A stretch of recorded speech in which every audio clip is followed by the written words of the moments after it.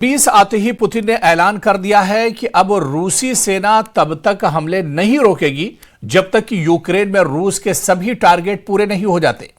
इधर जेलेंस्की ने दावा किया है कि शांति समझौता 90% तय हो चुका है, लेकिन 10% मुद्दे सबसे बड़ा चैलेंज है।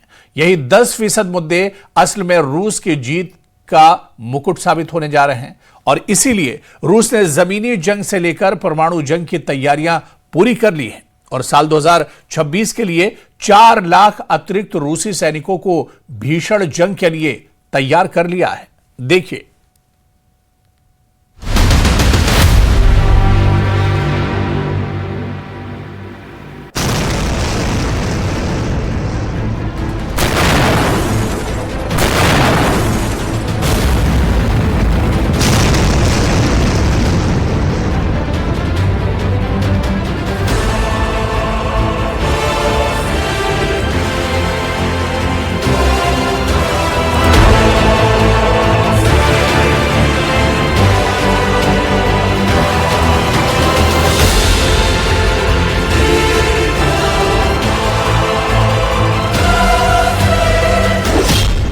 %90 सरेंडर को तैयार यूक्रेन, 2026 में 100% युद्ध को तैयार रूस।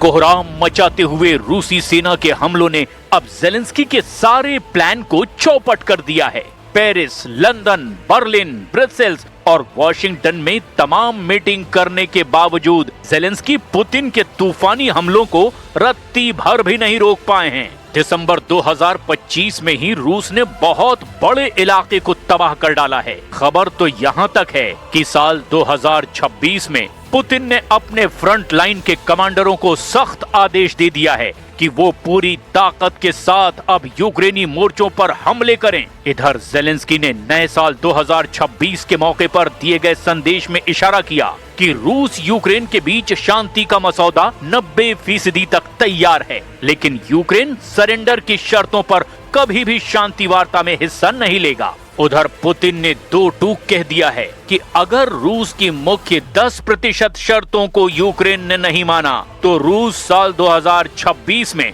यूक्रेन के उन इलाकों पर भी हमले करेगा जो अभी तक रूस के टारगेट लिस्ट में शामिल नहीं थे। दावा तो यहाँ तक किया गया कि रूस ने जिस तरह से अपनी हाइपरसोनिक मिसाइल ओरेशनिक को बेलारूस में तैनात करके यूरोप को टारगेट पर लिया है, उससे ब्रिटेन, फ्रांस, जर्मनी, पोलैंड और फिनलैंड जैसे यूरोपीय देश बौखला गए हैं। लेकिन इस पूरे घटनाक्रम की शुरुआत साल 2026 में पुतिन के पहले युद्ध भाषण से, जहां उन्होंने ऐलान कर दिया कि चाहे रूस को यूक्रेन में पूरी जीत हासिल करने के लिए 1 साल और लग जाए, लेकिन अब रूस किसी भी कीमत पर अपने टारगेट को हासिल किए बगैर नहीं लौटेगा। पुतिन का आदेश, तेज करो युद्ध। फ्रंट लाइन पर 4 लाख रूसी सैनिक।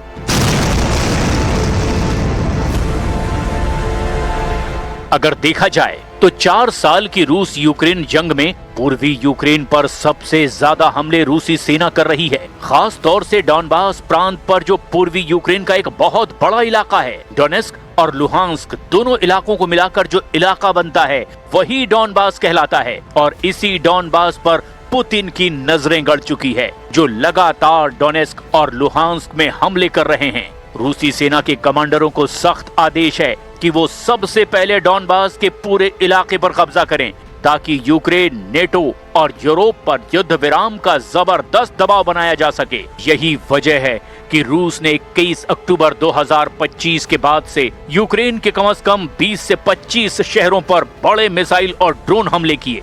पूर्वी यूक्रेन का Pokrovsk, Kupiansk, Luhansk, Donetsk, Kherson, Kharkiv, Sumy, Chernihiv और जापोरेजिया पर इस वक्त रूस के भीषण हमले हो रहे हैं। लेकिन इन सभी जगहों में से पूर्वी यूक्रेन का डॉनबास, जो कि डोनेस्क और लुहांस्क को मिलाकर बना है, उस पर पुतिन कब्जा करना चाहते हैं और यही वजह है कि यहाँ पर रूस महीनों से तूफानी हमले करने में जुटा हुआ है। इधर जेलेंस्की के सामने सबसे बड़ी दिक्कत ये है कि रूस को भारी नुकसान पहुँचाने का दावा करने वाली यूक्रेनी सेना अभी भी पूर्वी यूक्रेन में रूसी सेना के हाथों बुरी तरह से पिट रही है।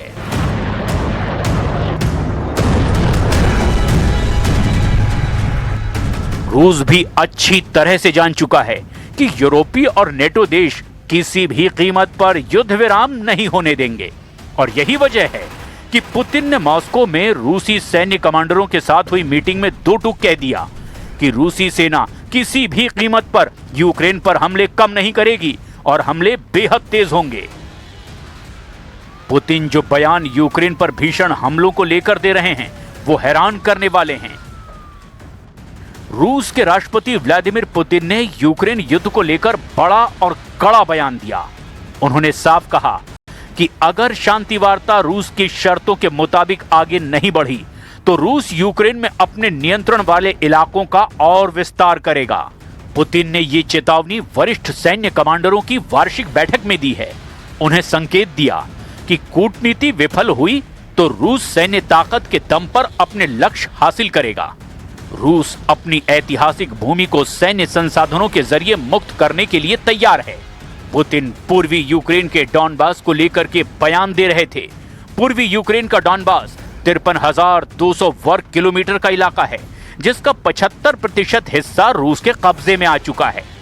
डॉनबास यूक्रेन के डोनेस्क और लुहांस्क को मिलाकर बनाया गया है, जिसमें डोनेस्क का 26,517 वर्ग किलोमीटर का इलाका है और लुहांस्क का 26,684 वर्ग किलोमीटर का इलाका है। पुतिन इस पूरे इलाके को जीतना चाहते हैं और उधर यूक्रेन और यूरोप किसी भी कीमत पर रूस को ये इलाका देने को तैयार नहीं है। Российская армия завоевала и прочно удерживает стратегическую инициативу на всей линии фронта. Наши войска уверенно продвигаются вперед и перемалывают противника, его группировки и резервы. पिछले एक साल से रूस ने पश्चिमी रूस के कुर्स्क इलाके से यूक्रेनी सेना को पूरी तरह से खदेड़ दिया है। अगर हम डॉनबास इलाके की बात करें तो उसके 78% इलाके पर रूस ने कब्जा कर लिया है। डोनेस्क और लुहांस्क को मिलाकर पूरा डॉनबास पूर्वी यूक्रेन में आता है। यहाँ पर रूस की जबरदस्त बढ़त है और ऐसे हालात में अब रूस ने कुर्स्क इलाके में उत्तर कोरिया के सैनिकों को जंग में उतारकर यूक्रेन, यूरोप और अमेरिका को हैरान कर दिया है। नॉर्थ कोरिया की सेना रूस के लिए यूक्रेन के खिलाफ न केवल युद्ध कर रही है बल्कि कुर्स्क क्षेत्र में बारूदी सुरंग को भी हटा रही है। इस मदद पर रूसी सेना ने किम जोंग उन की आर्मी को थैंक यू कहा है। उसने कहा है कि वे बहुत बहादुर हैं और हम इस मदद को कभी नहीं भूलेंगे।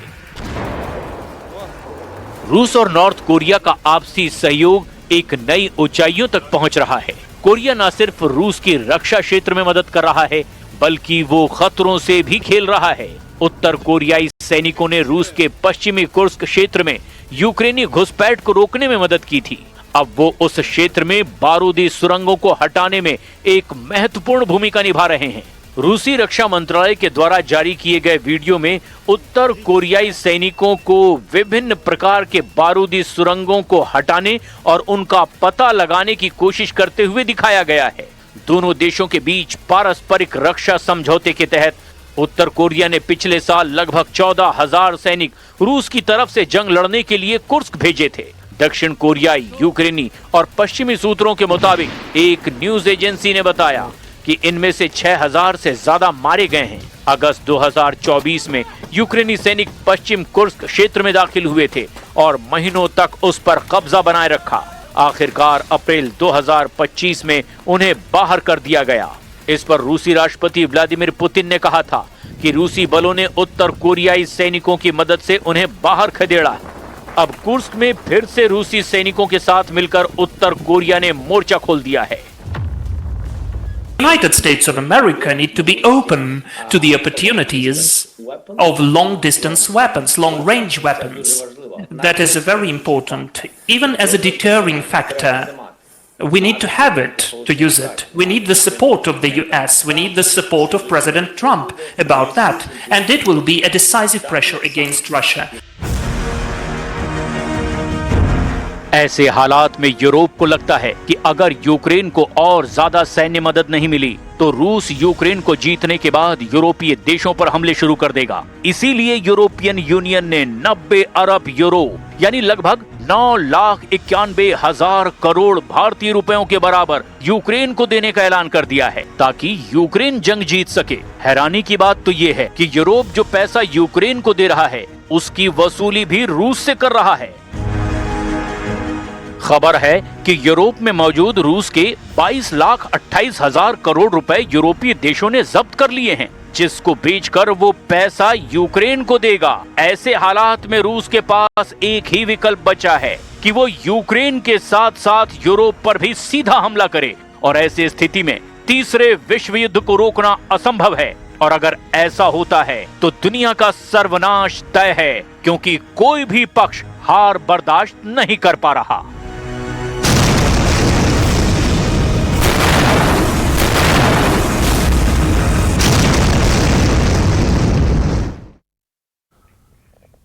तो चलिए, खास रिपोर्ट में अभी फिलहाल इतना ही। नमस्कार।